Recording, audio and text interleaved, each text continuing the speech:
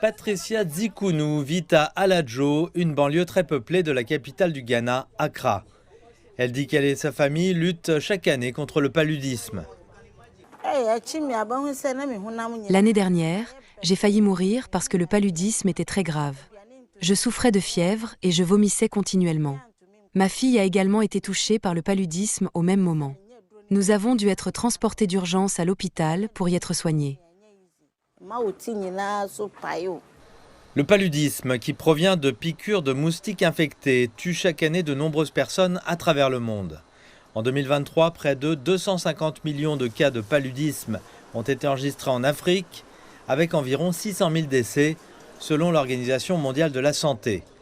Les personnes vivant dans les bidonvilles sont les plus touchées en raison des mauvaises pratiques sanitaires. De nombreux égouts de cette communauté, comme celui-ci, ne sont pas couverts. Ils servent donc de lieu de reproduction pour les moustiques. Toutefois, l'aide est en chemin. Le gouvernement s'est associé à une start-up japonaise, Sora, pour introduire une technologie de drone basée sur l'intelligence artificielle afin d'aider à prévenir la propagation de la maladie. Les drones sont utilisés pour scanner les zones humides et les zones propices à la reproduction des moustiques, puis pour déposer des produits chimiques afin de les éliminer. Nous savons que c'est la femelle du moustique anophèle qui se nourrit de sang. Donc, si nous sommes capables de cibler et d'utiliser des traitements larvicides pour les éradiquer avant qu'ils ne se reproduisent, c'est excellent. L'utilisation de la technologie de drone à ce stade constituerait donc une étape supplémentaire dans la réduction du nombre de décès dus au paludisme parmi les femmes enceintes, les enfants et l'ensemble de la population ghanéenne.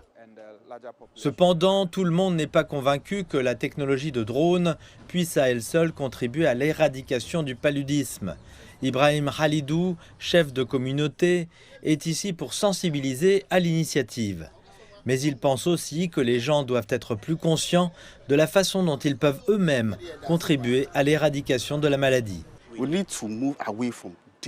Nous devons cesser de jeter des déchets solides dans nos égouts ou nos caniveaux et cultiver également l'habitude de nettoyer nos égouts. Il est de notre responsabilité de garder notre façade propre et sûre.